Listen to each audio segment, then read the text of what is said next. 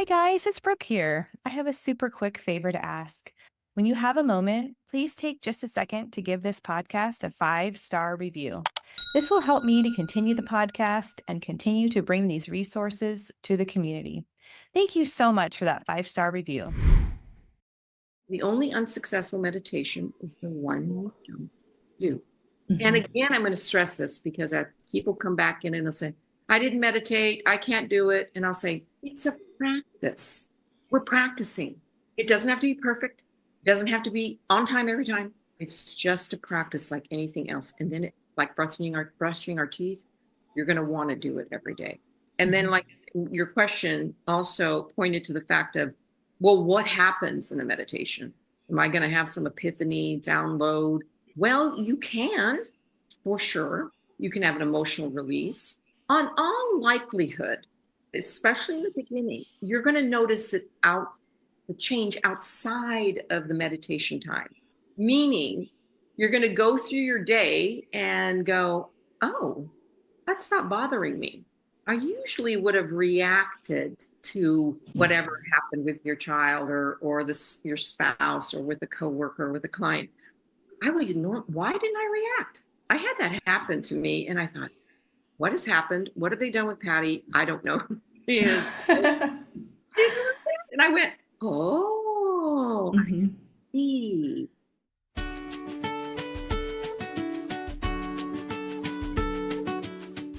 Hi, guys. I'm really excited to talk about this week's episode. So, this week we're going to be talking with a shamanic energy healer and meditation specialist. And Patty Bellando has been such an important person in my life and helped me quite a bit to learn about meditation and mindfulness and my nervous system and noticing the signs when your nervous system might be in fight or flight mode and how to best respond to that. And I asked her to be on this episode because I think it's so important that as professionals and parents supporting autistic individuals, it is essential that we are able to take care of ourselves, to help ourselves to be regulated. When we are more regulated, we're going to be able to help our clients or sons or daughters, and we can also model the process of helping yourself become more regulated. So I think there's so much learning that can come as we learn about how to meditate and how to focus on mindfulness, and have a couple other episodes specifically about mindfulness. But this episode, Patty is going to talk a bit more about some of the strategies she recommends that I have found to be really helpful. So I hope you enjoy. Okay, I'm so excited to have this conversation today. And today I have a really special guest, somebody that I have worked with myself for many years. And I'm just excited to be able to talk about our topic of meditation and mindfulness and your nervous system and how important it is to have this practice. And Patty Bellando is a shamanic energy medicine practitioner and meditation specialist with a deep love of ancient wisdom traditions. Patty's journey has led her to study with master shamans in the Peruvian traditions, blessed to work and learn from other spiritual teachers. And her natural wellness practice was built on a desire to empower others by integrating her sacred energy work. Through cultivated energy tools and techniques, she invites everyone to remember their inner sacred space, connect to their light to heal, and support their well-being. And when Patty isn't facilitating healing sessions, she enjoys time with her family, writing, and delving deeper into a shamanic way of life. So welcome, Patty. Hi, Brooke. It's so great to be with you. It's an honor and a privilege to have this chat with you. I've been looking forward to it. Oh, so excited. Thank you so much for spending this time with me. And I think it's such an important topic for the clients that I serve and that you serve as well. I know you support all kinds of individuals. Today, we're going to be talking about individuals that either have someone that is diagnosed with autism in their family, or maybe a professional that supports autistic individuals. And I think it's so important. I know my experience has led me to, on this healing journey that I've been on with your support, because I was impacted by the level of chronic stress that our clients are experiencing, and it is really significant. And I really had to learn about this type of work and meditation and mindfulness to be able to show up the way I wanted to show up in a very regulated and healing state to support my clients. So, and just witnessing what these families go through and how the level of stress can really lead to autoimmune issues, just chronic stress in general, it can be very debilitating. So I think it's really important to talk about this. And, you have such practical strategies and tools that can have a high impact. And so I'm excited to have you share some of those.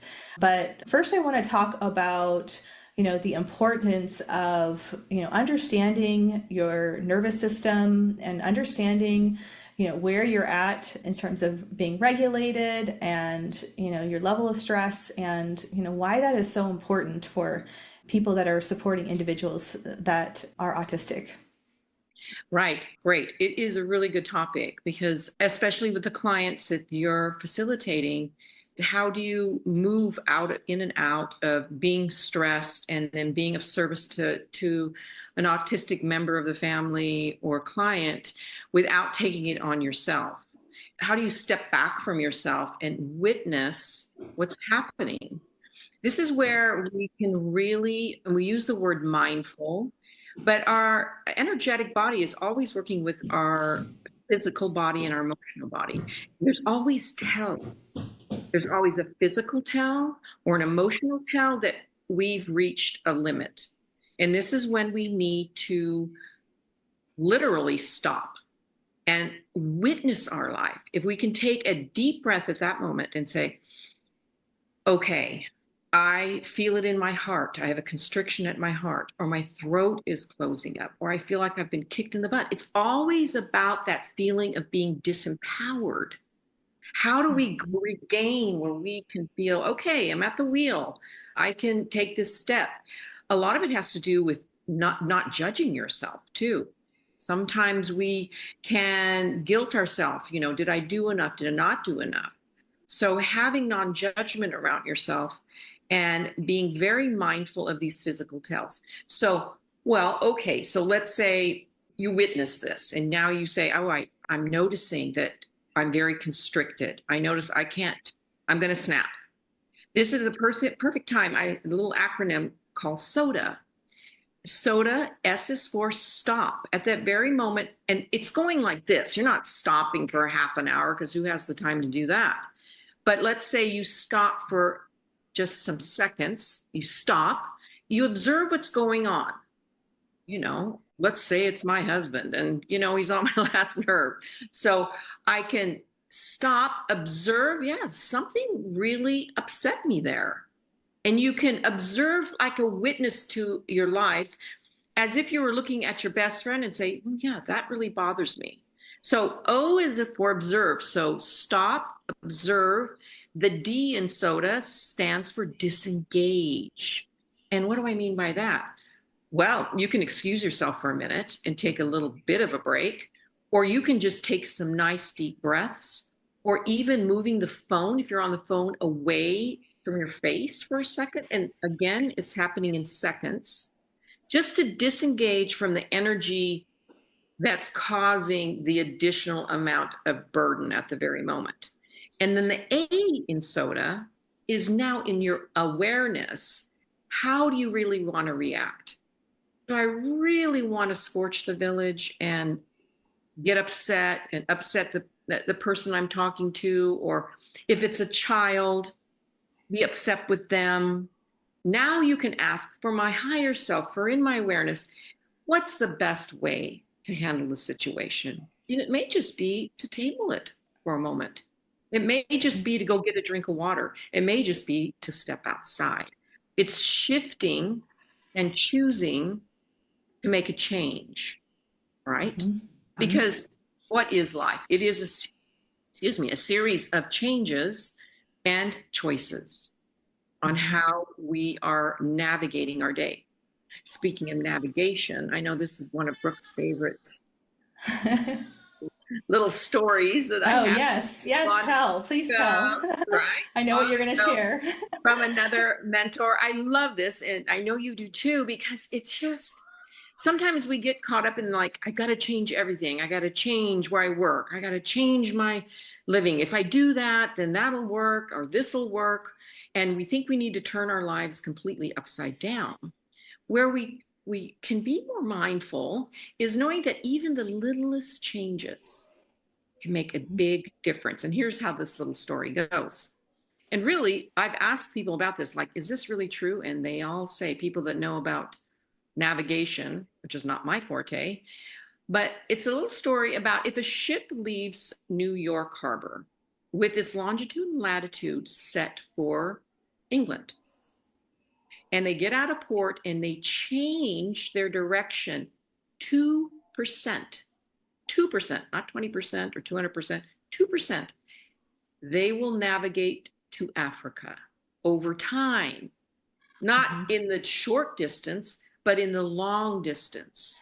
And this is where, when we make these little daily changes in the year's time, let's say, we'll give it a year, you can look back and see all those little changes, 2%, that made sometimes 100% change, right? That's a really good story to remember, because we do think sometimes that we have to really just change everything up. And maybe sometimes we do. But as a rule, if we just make some little changes, it's going to roll out and have a long-term effect. Of course, I'm going to stress things that I work with my clients with on, I like to call it sacred homework, like meditation, like practicing soda. Another good one is watching your fight or flight system. How can you, when you know that you're ready to run or you're ready to fight, how can you handle calming your fight or flight system down? A lot of it has to do with our breath. We tend to overlook our breath. And I worked with many, many clients. It's amazing, including myself, I'll admit, where we hold our breath when we start to get panicked or stressed. And this is a good time. Again, we're witnessing, take a deep breath, because our breath is our life force. So when you're working with your fight or flight system, you can like put a hand at your heart. Why the heart? Because the heart is your navigation system. And then put another hand right at your belly button area. Why there? Because this is an energy field that works with your adrenal glands, right? The cortisol that's pumping. And then just take some nice, deep breaths. I like to do this when I'm flying. It really, really, really makes a difference. So those are a couple of things that we can practice that make those little changes. You don't have to meditate for an hour. Right. Meditation, it's amazing how many misnomers there are about meditation. We're under the impression that we have to stop our thought. Right. And that's not going to happen. Meditation is a series of thoughts and following either our breath or using a mantra. The breath or a mantra interrupts those thoughts. And it's the interruption that works with our mind to settle our mind. Think about the snow globe. You know, our monkey brain is going off, and the snow globe has everything going all over the place. When we can sit with ourselves, even just 5 minutes quiet, that snow globe, that monkey brain will start to settle. I love it. It's beautiful. Yeah, it's so important because it allows you to be in a more regulated and self-aware state, and then allows you to make more mindful and informed decisions that are thought out, as opposed to decisions that are made in that fight or flight state. And, you know, that I think is why it's so important and critical, especially when you're in a situation of chronic stress, and any situation of anybody that's in chronic stress. I know I've had moments of my life where I was experiencing chronic stress, and how hard it is to make mindful decisions in those periods of time. It really, really is true. And here's another little thing, again, in awareness, and everybody listening, when you hear this, you're going to remember and go, oh, yeah, now you see. For instance, Brooke, when Brooke's saying we're in chronic stress, we're really up in our mind, right? Which we need our mind, for heaven's sakes, our third eye, our mind. That's our discernment. That's our judgment. This is how we get things done. But when the mind is building these stories like, okay, if I do A will be this, but what if A doesn't work? Then I need to do B. And if B doesn't work, then maybe C. And then you get all discombobulated and stressed out and you do sometimes nothing. Where when we notice that we're in that circular pattern of building stories, we can stop, like we just talked about. We can take our hands either in prayer pose, right? That's the most ancient mudra, or we can put our hands at our heart or tap at our heart and bring our attention to our heart. Why? Again, because it's our navigation. And when we ask our heart a question, if we're stressed out, and we ask our heart, well, should I do this? Should I do A? The heart is going to say yes or no, or you don't have enough information, so don't, right? It's the no. I always like to say, when in doubt, don't. Until you can get some clarity. And there's an old saying about establishing yourself in quiet, in oneness, then perform action, versus running around doing all kinds of action and hoping something sticks to the wall. Right. Well, and it makes me think of the power of applying this concept for the clients that I serve in an RDI program, which is the Relationship Development Intervention Program, because in this program, parents are really being guided to slow down, be mindful, make adjustments in the moment based on how their child's responding by trying to give them just the right level of challenge so they're thinking and problem solving, but they're not doing the thinking for them. They're allowing them the opportunity and the experience to have that moment of problem solving. And so it does require you to be very mindful in the moment and be okay with slowing down and pausing and not over prompting and filling in the gaps for the child. And it's hard. That is a difficult one. And, us moms and dads, we are always wanting the best for our children. And we were talking about empowerment, right? When we are feeling powerless because we're at our snapping point, or it's been a very long day. How can we bring that empowerment back? Because part of disempowering ourselves, this is one point of disempowerment, is with our children, I'm going to use it as an example, is when we rescue people. We tend, as parents, when we rescue our children, oh, I'll get that. Oh, and it speaks to what you were just saying. Let the child work it out. Because when we rescue them, what happens? We've disempowered them, and we've disempowered ourselves because we went in there and scooped that up. And right. Our intentions are grand. We want to be of service. We love our children. Children in your line of work, we're wanting the best for them. Right. Letting them play it out, and without rescuing, we can use the terminology in our minds that we mentor our children. That's right. On every level, mentoring for the children, how to problem solve. And then, like you said, coming into a stillness to let them sort some things out. Because when they do, that has empowered them. Right. Absolutely. And I always tell families that when they are allowing them to have those opportunities and giving them those chances to problem solve, that you're sending them the message you believe in them, that they're capable, and that that they can do it, and that you're going to be there to help if needed in a very careful, supportive way, but not at the level where you're doing the thinking for them, but you're giving them that really strong message of how capable they are and helping them to identify as somebody that is capable of handling moments of uncertainty. And Absolutely. I mean, you're creating an environment where they know they can come back to when they go out into the world with any children, right? Right. Oh, I can't remember her name, but I know you and I have talked about this before about a young lady when she was a child who was considered legally blind.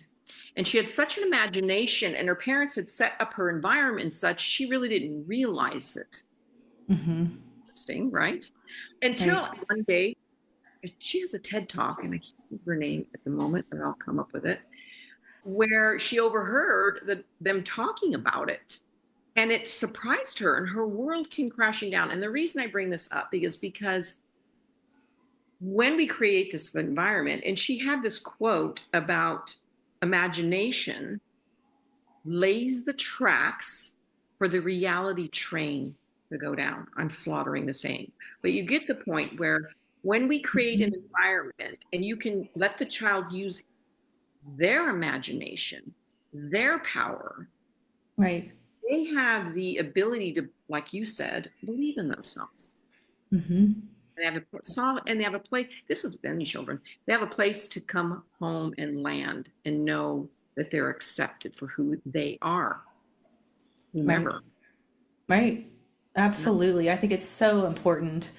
And, all the more reason why it's so important for parents and professionals that are supporting autistic individuals to, have a really strong sense of self, to have practice of being able to be regulated and available, to be able to slow down and support in this way. And I'll never forget, some things that you taught me and how what an impact it had when you were mentioning the soda and how I used that a lot. And I remember having shortness of breath all the time, right? That's why I came to you in the beginning, because I was felt like I was at a high altitude all the time, 24 hours a day. That was the way I lived for years. And I did have a traumatic experience with my daughter getting Guillain-Barré that triggered it. But then I started to learn from your guidance that I was also impacted by the people coming into my office and their stress and their anxiety, whether it was the parents or my staff. And I was taking that on. And I started to learn that when I started to become regulated and somebody would come in to the office that was stressed, understandably so, I started taking on their anxiety and I started feeling anxious. And then I started to look and go, okay, just practicing the soda response, not panicking, because I didn't want to go back to that place of having, shortness of breath all the time, that it wasn't my own, that it was theirs, that I was highly sensitive to them. And that's okay. That's part of, being in the field of wanting to heal, as many providers are highly sensitive. And so I started to have an awareness of that and not worry about it and just know I can do my own meditation, my own breath work, and I can clear that at a later time if I needed to and be present and available to them. And exactly. so I think that's so important for professionals that are in the field that are around people that have chronic stress.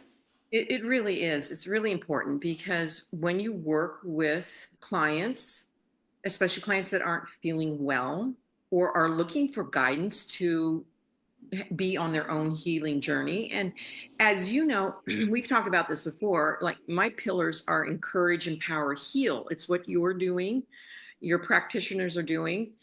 We're facilitators, encouraging, empowering people. The healing and the journey will come from the client from the client, really.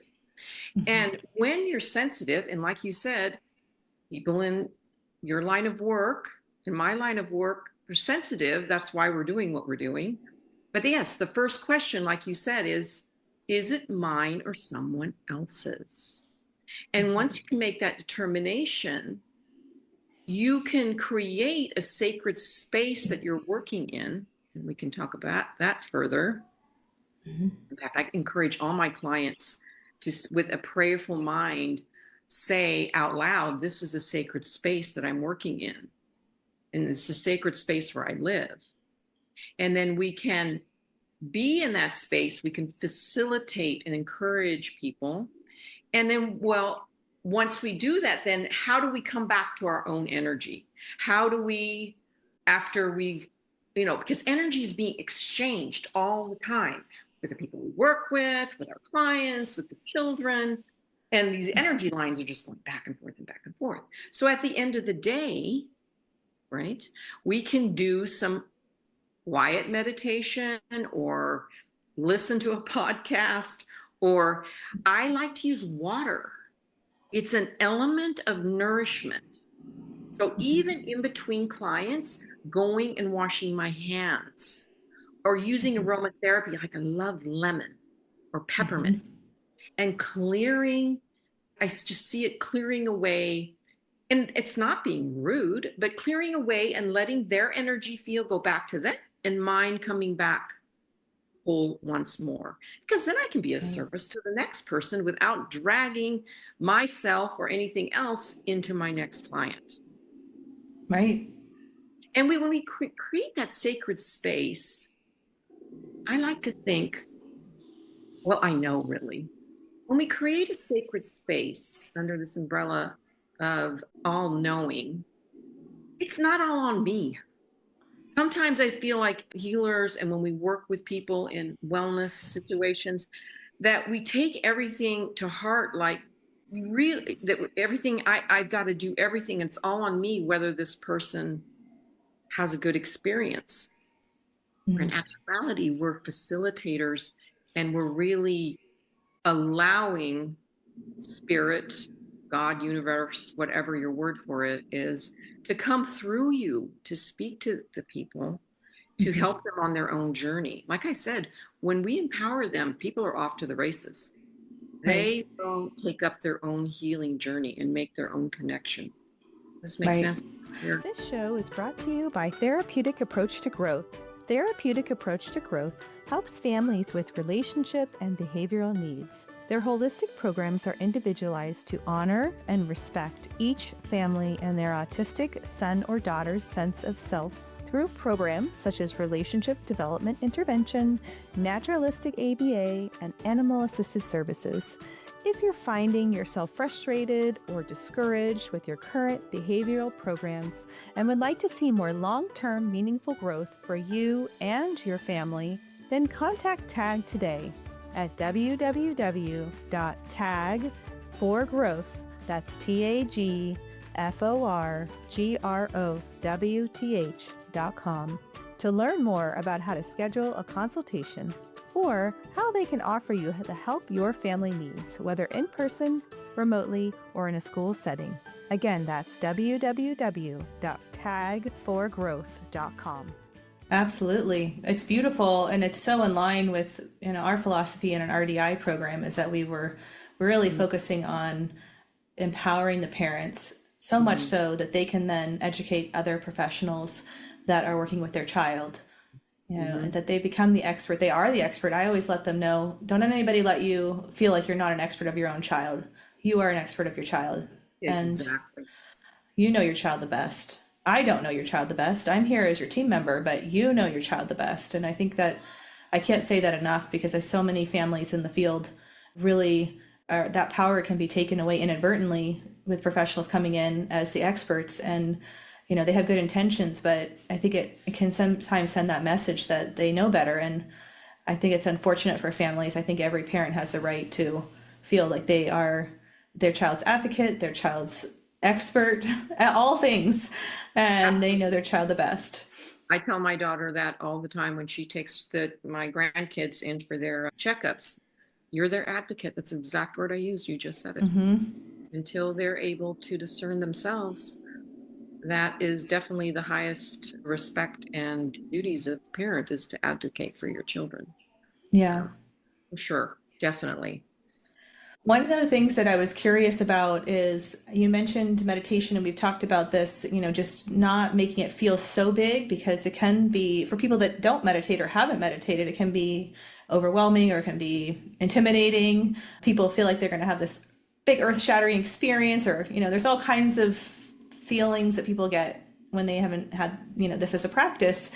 And I wanted to see if you could share a little bit about some meditation tools for people that maybe haven't meditated, or would you recommend guided meditations, for people that don't feel comfortable yet just being quiet, that there's all kinds of different ways that you can meditate, and maybe you could speak to that a little bit. Sure. There are, you see the apps and everything. There's guided meditations. You can listen to like a sound bath. I tend to always present to clients one where you sit with yourself. Why? Well, because I really feel then you have to sit with what's going on. Sometimes we get so busy because we don't want to sit still and see what we maybe need to work out or red line out of our day altogether. So I do encourage, even if it's 5 minutes in the morning and in the evening, just sitting quiet. I mean, I've known clients that sit in their cars to meditate before they go in to be with their families, just to take that 5 minutes to be with themselves. It's very simple. Like I was saying, there's so many things. You don't have to sit with your hands a certain way or your back. You can. It's very flexible. You can. But to start out, first and foremost, be comfortable. If that's sitting in a chair, if that's laying down, however, because if you're not comfortable, you're just not going to do it. Right. Being comfortable, just taking some nice deep breaths, checking in with yourself. Okay, yeah, my jaw's a little tight. Give it a wiggle. My shoulders are tight. Drop them down. Just checking in physically, taking some deep breaths. You can set a timer or not. My son has been meditating and he says, Mom, I don't like this timer thing. And I'm going, oh my gosh, well, you don't have to use a timer. If you like to, use the timer, set it for 5 minutes, close your eyes, and there's millions of meditators in the world. You can just follow your breath. Now, just my personal take, my mind is going a mile a minute. Following my breath, I find it more effective to have a mantra. What is a mantra? It's words that we just repeat in our head, and it gives our little mind something to do versus all the thinking. And people say, well, I can't stop my thoughts. Well, you're not going to stop your thoughts. You have 70, 80,000 thoughts a day. They did a big study at UCLA on this. Like we said before, it's a matter of introducing this pattern interrupt.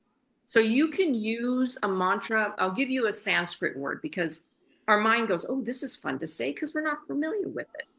So one easy one is Sohum, Sohum, meaning I am. I am. You just exist. I am. Mm-hmm. You can say I am if you want to use the English words. And then you're just going to repeat that with your eyes closed. And guess what's going to happen? The dog's going to bark. Your nose is going to itch. The phone's going to ring. And you're going to think about the groceries, what I need to do with the kids. Every time there's this interruption, all you're going to do without judgment is go back to saying the mantra. So you see, it's a pattern between thoughts and interruptions and the mantra. It's this back and forth until the time is up. Mm-hmm. And when the time is up, you can bless your meditation by saying amen or om, however you'd like to close it. And that is a successful meditation. Even if you sit there and squirm for the 5 minutes. Of course, I'd like to see everybody work up to about 20 minutes, but let's start with 5. Mm-hmm. Even if it's squirming for 5 minutes, that's a successful meditation. Even if you fall asleep, successful. The only unsuccessful meditation is the one you don't do. Mm-hmm. And again, I'm going to stress this because people come back in and they'll say, I didn't meditate, I can't do it. And I'll say, it's a practice. We're practicing. It doesn't have to be perfect. It doesn't have to be on time every time. It's just a practice like anything else. And then like brushing our teeth, you're going to want to do it every day. And then like your question also pointed to the fact of, well, what happens in the meditation? Am I going to have some epiphany, download? Well, you can, for sure. You can have an emotional release. On all likelihood, especially in the beginning, you're going to notice that the change outside of the meditation time. Meaning, you're going to go through your day and go, oh, that's not bothering me. I usually would have reacted to whatever happened with your child or your spouse or with a coworker or with a client. I would ignore. Why didn't I react? I had that happen to me, and I thought, what has happened? What have they done with Patty? I don't know. She is didn't react. And I went, oh, I Mhm. see. You see that, remember we were talking about little changes? You see the subtle change. And that just makes you want more meditation because it does change your day. Because when you can go, wow, I had a client, I don't know, I'm going to digress a little bit, who was really, it had gone through a really tough breakup. And there was a certain song that she couldn't stand to hear. Mhm. And after her meditation practice for about 30 days, she texted me and she said, that song doesn't bother me anymore. Wow. There you go. Amazing. It is. Yeah. You'll have the ability and the strength and the empowerment, as we were talking about, to let it go. But to let Hmm. it, just let it go. Let Yeah. them. Right? Yes. Is Yes, I've that been actually, good? yes, definitely. Yeah. And it makes me think for me too, I notice a difference if I haven't been experiencing a daily practice of meditation, that I start to get a little bit more edgy and I crave it. And then I'm like, oh, it's, you know what, you've slipped a little, you got to get back. And sure enough, it brings you right back to the state of regulation and peace and calm. It's not perfect, but it is a huge impact. It really does if you have a regular practice It, and it and truly is. It really, I'm like you. If I've slipped in, because I will suggest doing one in the morning. We like to say RPM, rise, P, meditate, meaning before you go do anything, just take your 5 minutes. If you have to wake up 5 minutes early before the household does, I encourage you. And then it's like setting the table, right? If you start out your day that way versus already going into a gear of thinking what's going to go on through the day, which that was me in the past, you start to drain your energy before you've even gotten out of bed. So think about that first meditation as setting the table for the day. Now, I encourage you to do a second meditation, and that is RAW, right after work, or if you're at home, maybe in the afternoon. Why? Because now you're going to wind the day down, Mhm. and it's like doing the dishes of the day. It helps you to start processing everything that's happened during the day so that when we do go to sleep, that we can burn off energetically not only what we've eaten and had our drinks have been, but also our emotional encounters that we've had for the day. So we can get a Mhm. fresher start to the next day. So I like using that mantra, Soham, or following your breath in and out. Millions of meditators do that. I do have one other one I'd like to introduce. It's a little longer, but the energy of this mantra I find very impactful. It's a little longer. It goes like this: Om, O-M, Moksha, Moksha. Third word is Ritam, Ritam. Now, most people are familiar with the word Om. It's a Sanskrit word which means the sounds of the universe. You hear the monks chanting Om a lot. The second word, moksha, is in translation emotional freedom. Gosh, isn't that? I would love to bring it Beautiful. to our minds more and more. Emotional freedom.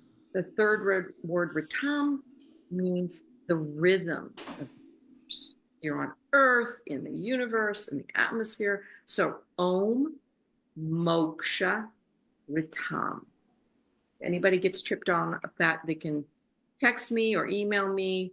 I'd be glad to help them out. But I find that mantra very satisfying and a very powerful vehicle Mhm. to calming that mind, that monkey brain of ours. Yeah, So, I yes, love it. morning and evening, using our mantra, setting the timer. If 5 minutes is too easy, up it a little bit, and then just watching the beauty unfold of that. Hmm. But yes, you were mentioning about meditation. There's all kinds of meditations. We can do a guided meditation from apps. the internet. You can also take a walking meditation. I encourage people to get outside.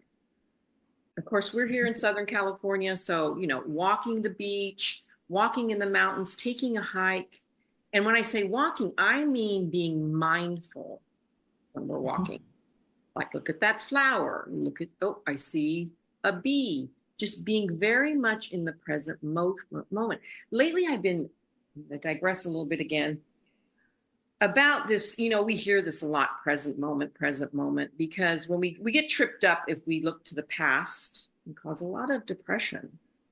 And we can get tripped up when we look too far to the future, because then that's when we're stressing out. What's going to happen? What's going to happen? What's going to happen? When I come from a farming family and we used to go fishing a lot. I always say, reel yourself back in to the present moment. And the word that has been coming to me lately, I've been sharing with my clients, is the word devotion. If we remind ourselves during the day, where is my devotion today? Where's my devotion? Guess what it does? It brings us right to the present moment. You are devoted to the now. Right. You're devoted to what is needed today, this minute. Where is your devotion? I had my grandkids this weekend for a little bit, and it's out of your routine. So I went, where's my devotion? My devotion today is playing with these grandkids. Right. Pretty soon they're going to be up and gone. Versus getting on my phone or doing some more work. Where is my devotion? That devotion, that word is so powerful, brings us right to that present moment. And that's where we want to be. That's where we want.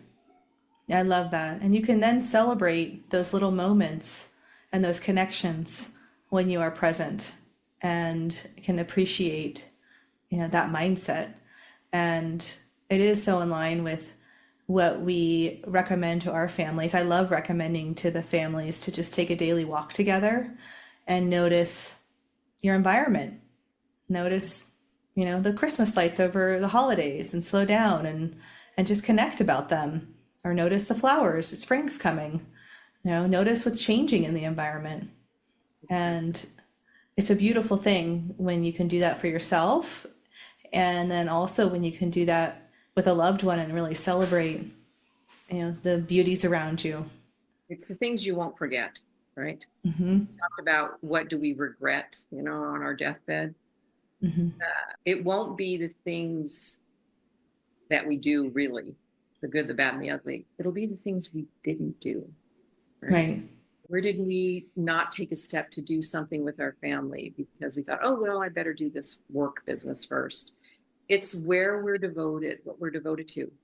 This is a good, I'm going to segue into something else that just came to mind, if you don't mind, about intention.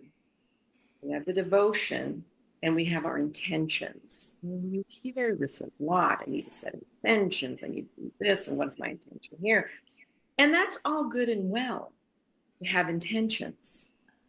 Mind you, of course, because we want to co-create our way of life and what qualities and experiences we want out of our life. So I always say, yes, intentions, but watch where your attention is. Because we can have all the intentions in the world, but if we don't put any attention on it, guess when it happens? Not much. Right. Because there are times where we say, gosh, I really do want to change that. That just needs to be, amended or flipped on its head or something. Well, we can set the intention, but now we need to put our attention on it. And it brings us full circle to that, taking a baby step. And take a small action that creates the larger changes. Yes.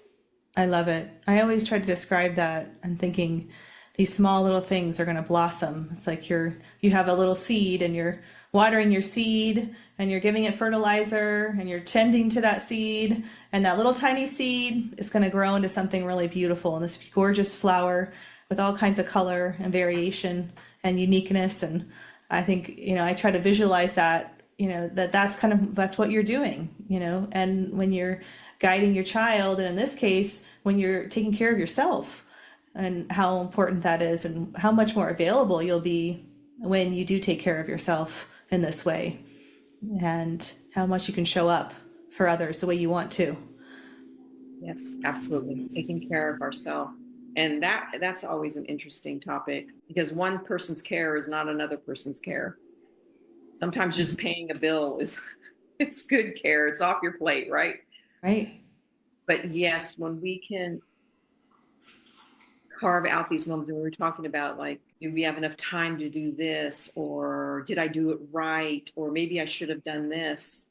When you're present, anything that rolls out in that present moment it's how it's supposed to be.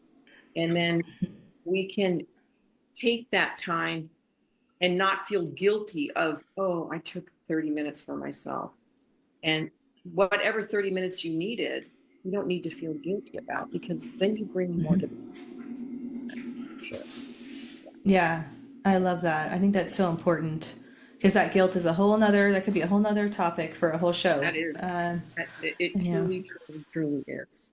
Yeah. Again, we talked about meditation being a practice.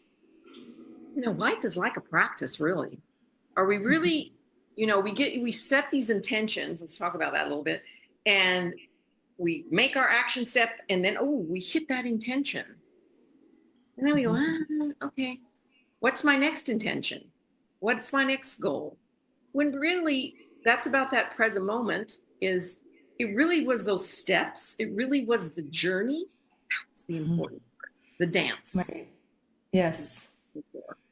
It really, because we get to, I had a client who, she had this dream of having this beautiful lingerie shop, and she accomplished it.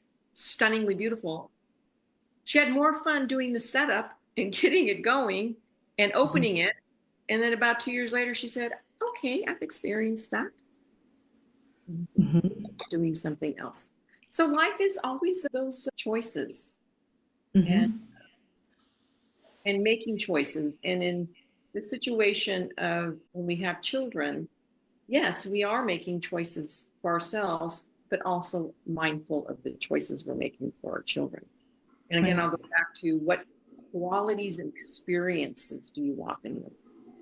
Right. That's what we have, right? We can't take anything with us. So what quality do you want to bring here? Right.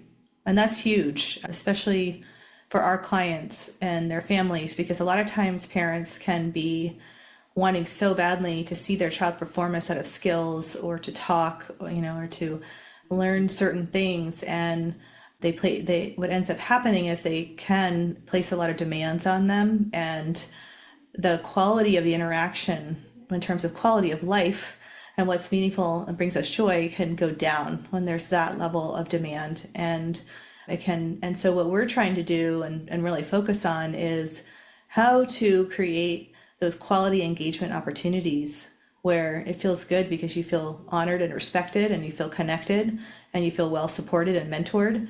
And that's going to increase that motivation for the child to go towards those opportunities. And I think that's such a good point that you made, because I think that is really the first decision point, is what is the quality of the interaction and the experience that you want to have with your child.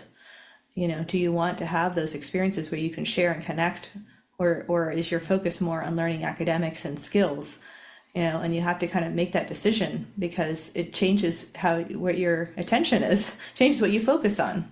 It really is true. That is a real big one, I have to say. And all these tools that we've been talking about, all these little sacred tools, we like to call them, share it with your children. Share it with your children.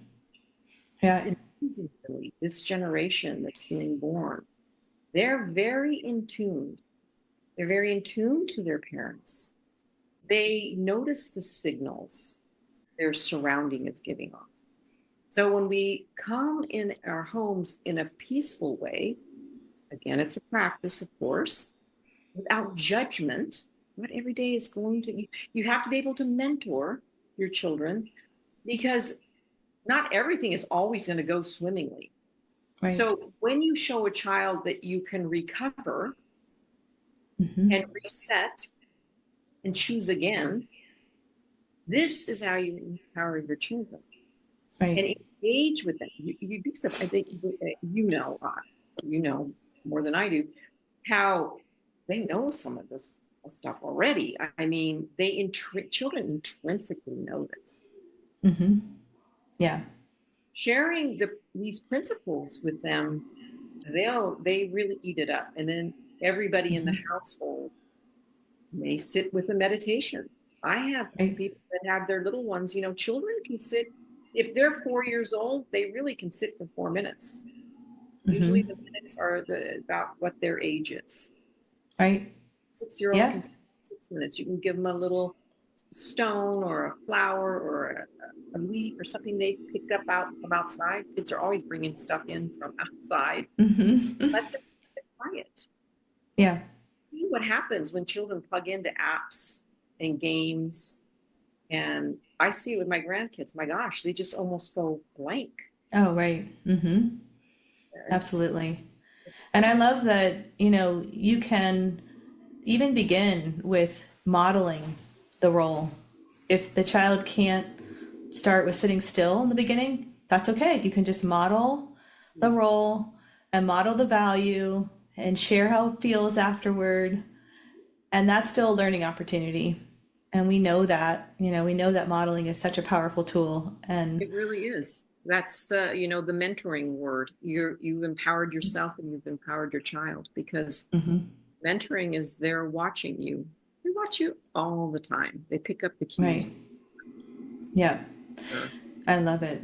Well, and I want to talk. I loved reading your book, and I want to take a minute to mention it because I have a page here that I loved. Your book, Luminous, a Shamanic Approach to a Harmonic Body, Mind, and Spirit. I highly recommend it. You can find it on Amazon. And I just loved the blessings chapter. I love so many things about the book, but I really loved the blessings chapter, and I wanted to take a minute to read a section in that, if you don't mind, and Absolutely. Sure. talk about it. So I loved how you said, there is a power in blessing others, such as places, creatures, and all the components of Mother Earth. It is an amazing act of kindness, compassion, and love. When we bless everything around us on a daily basis, we are recognizing the sacred in our everyday life and all that it touches. When we do this, the impact on the greater collective can only increase. And I loved how you gave very specific blessings, and I wanted just to read a few because I just think this is also such a powerful tool in lifting our spirits and lifting the spirits of others, and just really focusing on that love and gratitude. And you'd mentioned here, bless our families, children of the world, and friends, along with other people we may meet during the day. Take a few seconds to say a prayer on their behalf, holding them sacred and healed. Smile, smile, smile. Here is where we can make a difference with everyone we meet. Blessing with our smile is sometimes worth more than anything we can say. Uplift people around us with just our smile. My dad always used to say, a person's smile is their best and most loving asset. I love that. So, and you go on to talk about blessing our pets and our homes and ancestors and Mother Earth blessings, and it's a beautiful way to end the book. But I just wanted to take a minute to talk more about this and kind of what led you to add this section of the book and how powerful it is. I tell you, I've been calling it blessing the blessings because, it really strikes me. And I tell you where it really came into my consciousness. And that's when we almost lost our son in 2022. And how life is such a polarity. We have the good times over here, and then we have the really dark times, right? And everything in between. And how can we keep our mindfulness and our focus on those blessings? If we keep in the forefront of our mind blessing our blessings, you stay in that pattern of understanding, my goodness, the blessings I have. And the other word I always love to use is, even whichever polarity you're on, the highest of highs of light to being in the dark, is the sacredness of life. Mm-hmm. So when my son came out of the hospital, by sheer grace of God and a miracle. I was holding that huge gratitude on one polarity where I would burst with gratitude. And then the other side of the polarity, it was this trauma for me having to go through this. And in a meditation, funny enough, we've been talking meditation, I was shown me holding my son in a sacred moment when he was born. And oh, how nice. It's such a sacred moment. And then I was shown standing in ICU for 3.5 weeks. And my eyes flew open and I went, that was a sacred moment. That even if the day has been, I won't use a cuss word, really a tough one, it is a sacred moment with your children. It is a sacred moment, even if it has been a challenging day. So this blessing of the blessing, when we can keep in the forefront every day, this, we hear that word gratitude thrown around, but to actually in that chapter take steps like blessing our homes, like bringing in a flower, or if you like to use sage or Palo Santo, blessing your spaces, blessing your pets. I like to use holy water. And when my kids were little, they would bless the dog, because all the way down to our pets who are so important in our families. So blessing our blessings and remembering, even, which is harder in the darker of times or a tough day, it is a sacred, sacred day. It's an interesting thing. And here's, I'm going to expound a little further on this light and darkness in our humanity. I had this epiphany about, we are always cycling through these polarities of things clicking, it's going right, our children are great, to putting the skids on and hitting a time where you can't see in front of your face. Things are not working. The kids something's happening, or in our families, some strife. And I took it and I looked at that cycle of humanity, our intellect as humans. And then I looked at the moon's intellect, oddly enough, because it cycles. And we cycle very similarly. And in the moon cycle, when it's a full moon, like when we're in the light, we're dancing, it's great, we're harvesting, all is well, celebrating, it's light. The moon comes around, it has its dark cycle. We come around and our languaging, and in your business too, languaging is so important. Our languaging is, oh, we've hit a dark night of the soul. Things are awful. Things are terrible. It's never going to come out into the light. But when we talk about the moon's intelligent, we say it's a new moon. Really? Well, guess what happens in our cycling? We come through that dark time. Guess what we are? New. Right. We are always moving through the cycle like the moon. So for myself, remind myself and remind my clients, you may not be able to see today, but hold on. You will be renewed. You will be renewed and the light will come out again, just like the moon. And reminding, that's why that chapter of blessing the blessings is really important. And with our thoughts, of course, but also just physically doing something and it doesn't have to be expensive or anything, but just is a token of our appreciation of our blessings. Why? Because everything is energy. Shamanically, I come from a shamanic point of view, even though I've been a CPA for 38 years, is we're all connected. So when we send these blessings out to our families, to the collective, this vibrates and it lifts all boats, I guess you would say. Yes. I love that. I love it. I think it's so powerful. And I'm definitely going to add it to my regular practice. And I was excited to get to that chapter because it was just so tangible and simple, but powerful. And I also love that mindset of the moon cycle, because when you're in that dark time, it can be very hard, and it can be hard to have that mindset. But as as you go through and you have life experience, you start to begin to see, yes, those dark times do end and you do have something new and beautiful, and there's growth that happens and there's opportunity that happens, but it's hard, but you will get through it, and you will not always be there, but I think that's so important. And I certainly want to keep that in mind, as if and when that new dark time comes my way, which I'm sure it will, because it does for everybody, to really try to hone in on that it's going to be okay, because it can be debilitating if you don't. Very true. And like we were talking about, again, that's a practice, is a mindset, and it's how you language to yourself. Let's talk a little bit about languaging.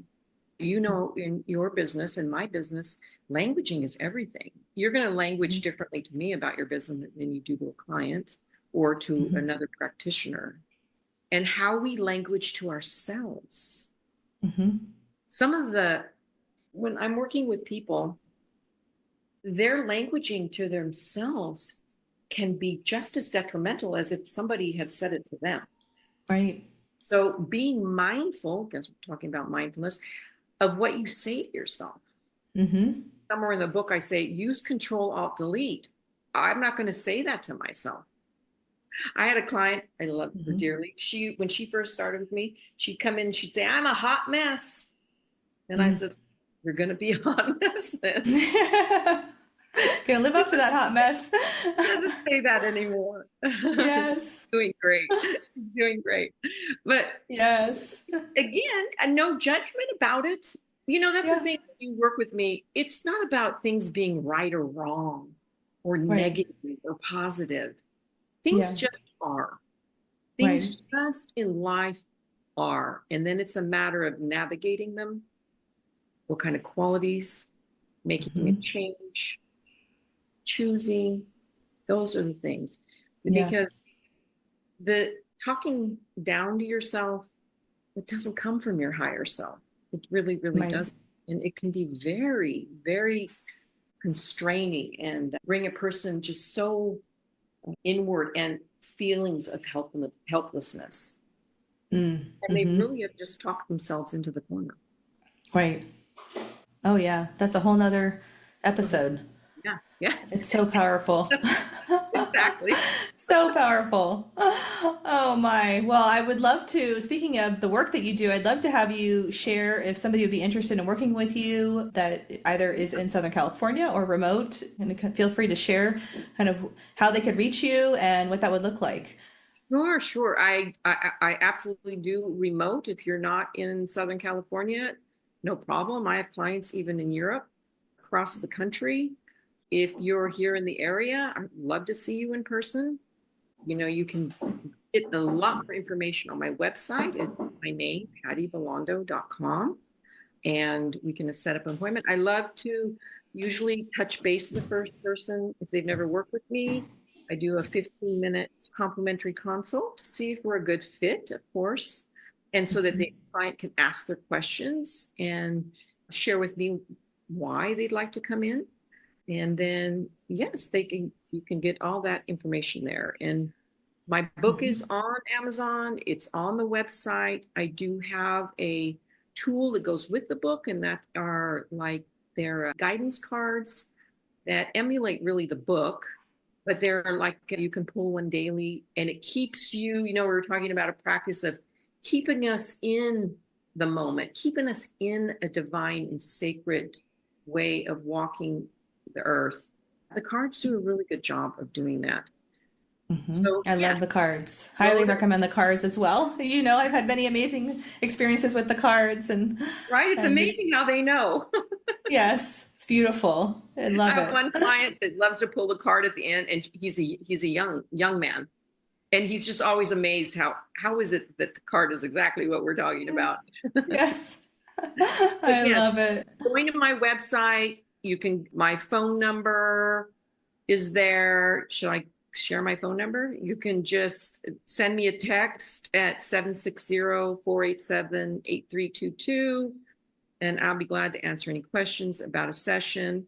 When you go to the website, there's just a lot of information. Keep in mind that every session is very personal, and Brooke can attest, every session is different. No Yes. two sessions are the same. Right. So, yes, and you come in and we chat about what's going on, and then I'm trained in a Peruvian healing modality. It's my framework, I would say. And then we talk about sacred homework because I want you to go, after you work with me, to go out and have something that reinforces what we talked and did that day. Mm-hmm. I love it. Yeah, that's perfect. No, I think I highly recommend if you're interested in working with Patty. She's an amazing healer and has such a high impact on my life and my journey and teaching me so many things. And I highly recommend working with her. If you're curious or you feel like, oh, that sounds interesting, go for it. You won't regret it. So I'm so glad that you were able to have this conversation today and share these meaningful things. And, I really am excited for families to have this information and put it to practice and give it a try and to see how it feels, Yeah, and I thank you for having me. I'm very passionate about this because I've seen what this work has done in my life. And I do want to stress also, like you, like my clients, the takeaway for them. But I always say, I learned so much from you guys. It's amazing. The reciprocity between the client and the facilitator, let's say that. So I appreciate it. Beautiful. It's been a wonderful afternoon with you. Thank you so much, Patty. I appreciate it and just so grateful for you. Grateful for you too, girl. Take care. You too. Bye-bye. I'm dancing on the edge again. The wind is calling my name. I'm dancing on the edge again. This time I'm not looking back, babe. You can change me, you can tell me down. I'll be back in every place I fly. I break the rules with the rebel's mind. I'm a hurricane of free, morning mind. The information provided on this podcast is for general informational purposes only. The content shared is based on the experiences, opinions, and perspectives of the hosts and their guests and should not be construed as medical advice, diagnosis, or treatment recommendations. The discussions and topics covered are intended to foster understanding and awareness of autism therapies, but are not a substitute for professional medical guidance. Before making any decisions regarding therapies or treatments, we strongly encourage you to consult with a qualified healthcare provider who can provide personalized recommendations based on your unique circumstances. By listening to this podcast, you acknowledge and agree that the hosts, guests, and producers are not responsible for any consequences, damages, or outcomes arising from the use or application of any information during the show.